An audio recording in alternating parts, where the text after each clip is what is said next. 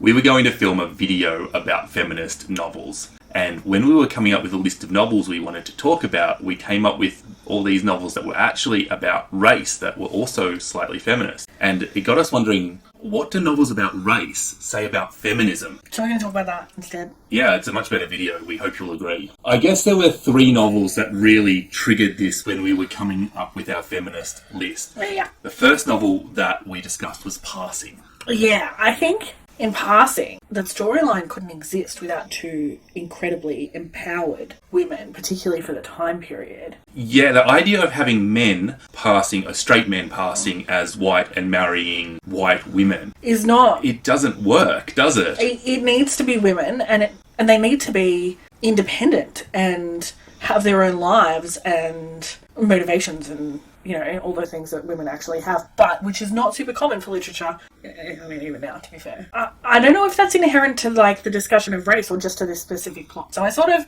disregarded that. That was the first...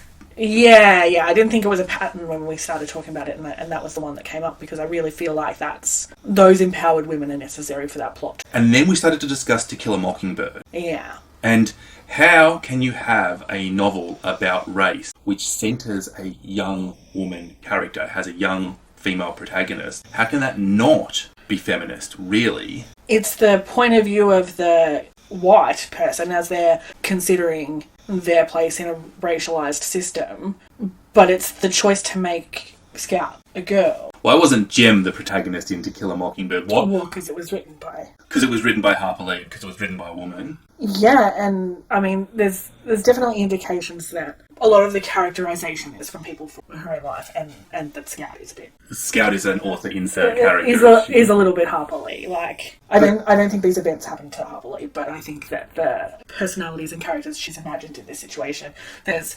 implications that Dill might be Truman Capote. Even regardless of the author inserts, the choice to write with empathy and understanding about a woman character does, if you're talking about a female character, it's feminist as long as you're talking with understanding and empathy, surely. I guess treating women as equally interesting to men is a feminist act. Yeah, it seems really stupid, but actually what feminism is asking for is something so obviously ridiculous that it doesn't exist. Yeah. The objection towards feminism is ultimately the moronic. fear that women will treat men like men treat women. That's what it is. Well, yeah, I mean, but... Sorry. With To Kill a Mockingbird, it's a child's exploration of fairness. Ultimately, that's at the core of both race and feminist issues, is that the system we have is not fair. What was the other book that we were talking about? The third book we had on our list that we discussed, which was the one that sort of tipped us over into this conversation, was Octavia Butler.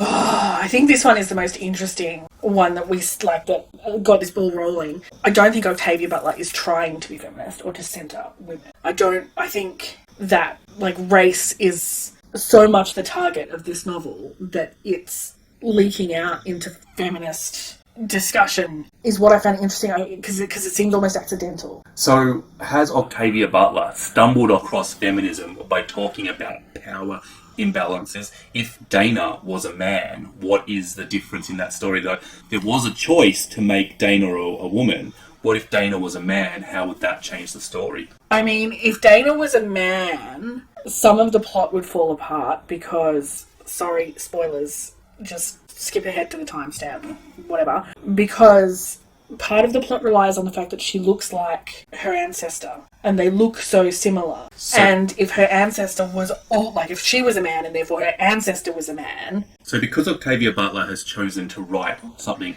accurate to the time period in which her character is travelling back to, we automatically have to be both talking about racism and feminism, because women were mistreated and so were slaves. Yeah, but I think like central to that is the fact that she wanted to talk about slave masters using fucking raping slave women and what happened to those children. Yeah. And that is a line of inheritance in Dana's story. If Dana was a man, you would lose that heritability, because it would be different if the master was a woman and raped a man-slave. Would it? Yes, because a white woman would never carry a black child to term in that time. And in the event that did happen, would the child then become part of the the privileged family. I mean, I think it would depend on how white it was, because I think colorism is a thing. But I think that's what I'm saying. I'm saying this could not be a novel about a man. Like, the mechanics of it are broken. So what about other novels then? So these were the 3 novels that triggered us. But what about, say, Bernadine, Everisto, Girl, Woman, Other, which is a deeply feminist portrayal of what it is like to be a woman? What does that say about race? Does that do the opposite? I think it says heaps, but I think that it's Bernadine Everisto's intention to highlight intersectionality. I think that's why we see such a diversity of characters throughout Girl, Woman, Other. Yeah. This isn't an accident from Bernadine Everisto. No, and that doesn't make it less interesting. It just makes it interesting for different reasons. I think the intentional intersectionality gives us a clue as to why we get this leak from racism into feminism and the other way around when we're talking about women of colour. So you're essentially arguing here that Nella Larsen, Harper Lee and Octavia Butler were not considering feminism when they wrote their stories. They were only considering racism. But because they centered women and women's problems in their stories, that it became feminist as well. Because intersectionality is not a product of activism, it's a real occurrence in oppression, and the experience of women of colour is different to the experience of white women, and the experience of men of colour is different to the experience of women of colour, but there's like crossover and blending and leakage and intersectionality. So all they have to do is see that and write about it, and instantly it becomes both feminist and anti-racist. Yeah, can we test it? Are there other books that we can think of that fit into this little space? Yeah, well, I think we've talked about passing. The obvious book that springs to mind, Vanishing Half, which is... Oh, very intersectional because... Yeah, there's a trans character in it as well. So that sort of brings it further towards that. But Brit Bennett has really, I think, intentionally included stories of domestic abuse and the treatment of men towards women. And I think that's intentional, but I actually think that is there in passing. You can see the sort of the way that what's his name? Yeah, I think you can see that a little bit in the way Brian treats Irene in passing. But I think that Brit Bennett sort of included that more. And I think that what's happened, I think when we talk about like classical novels versus modern novels, there is definitely a trend to include more intersectional feminism. Well, I mean, like, it's a sort of more modern progression of feminist ideology, if you want to call it idea. I don't know what's the right word. Theory? Yeah.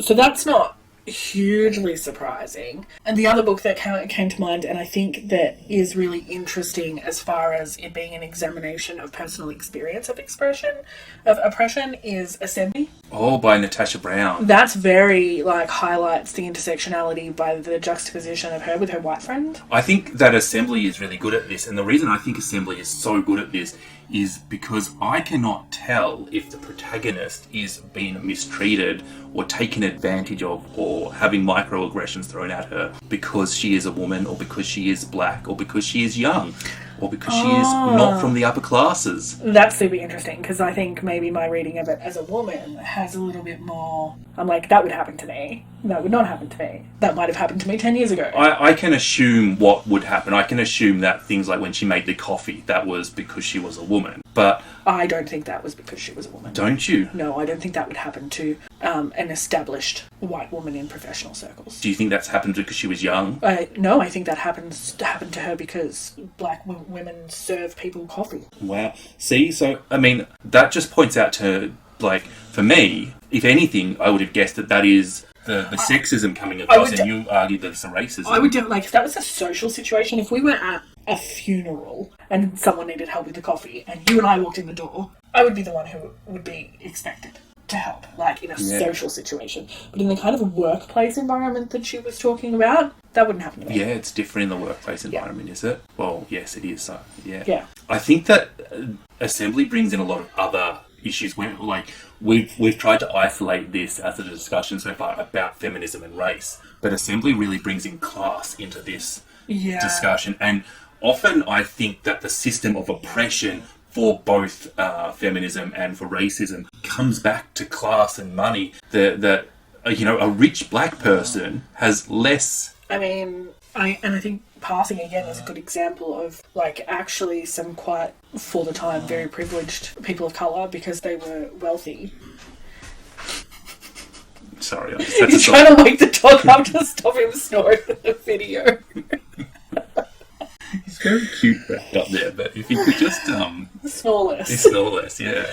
I often don't know whether that's because I'm so anti-capitalist that I always my logic always comes back to that way of thinking, but I do notice that in a lot of novels. Yeah, I think it's the easiest way, but I definitely don't think that sexism, racism, classism, moneyism, plutocracy, whatever you want to call it, the last one, I definitely don't think that they have the same systems, but I think that those systems overlap. I think there is a Venn diagram of what's going on. Okay, so we've talked about books that talk about the personal impacts of these systems. Are there books that are more analytical of the systems themselves that do this link from race to feminism to classism, intersectionality thing? Well, I think that when you want to talk about the systems of oppression, yeah, I think that the best way to do that is by centering the oppressor in the conversation. I think that's one way to do it. Well, I'm not saying it's the best way. I think it's more like, I'm going to go back to a really controversial novel, Disgrace by Jm Kasaya. Yeah. This centres a man who is a teacher at a university, and he is abusing a student using her for sex. Mm-hmm. And he gets found out, and he leaves the university in disgrace. And he then goes and visits his daughter, who is the same age as the woman he was abusing, just to extra icky, just to rub it in a bit. And then she is in a relationship with a black man, and we have racial tensions and gender tensions and everything going on. And I think that the interesting thing that Kasaya has chosen to do is have a white woman in a relationship with a black man and look at the power dynamic of that relationship when you have sexist attitudes and you have racist attitudes in conflict with each other. So I've got two that come to mind. One where we've got a review coming out for quite soon, If Beale Street Could Talk. I think that really talks about systems. This is an excellent one. Actually, why didn't I think of that one? The way it criticises the justice system and the court system and the prison system and the education system. There are so many structures that Baldwin looks at in that, and it's essentially a book about race, but you cannot help but see how it impacts the women differently to the men. Baldwin is certainly not blind to the roles that women and the mother and the fathers of the family play such different roles in these books. In this book. And it is across families. Yeah. It is across families. There are expectations and roles that are taken on by... And diversity among those things, but still common themes that the men are the providers and the women are the carers. Even it comes down to really simple things. This is a book about going to jail, and when the couple get pregnant, who is going to jail and who is looking after the child? That's the centre of the book. That's the centre of the book, yeah. And the other one that I want to talk about is in fiction. It is Chanel Miller. Know My Name. Know My Name, and that is an intentional dissection of the justice system in America. But as a woman of colour, she gets to see both of those impacts, and I think that they're really right there. So I think that comes back full circle to my idea that this is sometimes an intentional presentation of intersectionality, but at other times it's just the reality that our life is intersectional. So essentially what we're saying here is that books about race that have women in it are almost always going to be feminist, because how do you write about power structures with a female character without acknowledging how her gender impacts her power or lack thereof? Yeah, and then the opposite books about sexism that have a person of colour as a character, like Chanel Miller. Yeah, it's still going to have a racial component. Yeah. So that's our little conversation. We're going to just quickly show you all the books that we've mentioned because we think they're probably good reads. And let us know in the comments, what books do you know that are about race, are also about feminism, or about feminism that are also about race? Or you have a book that breaks the rules and is about one and completely not about the other.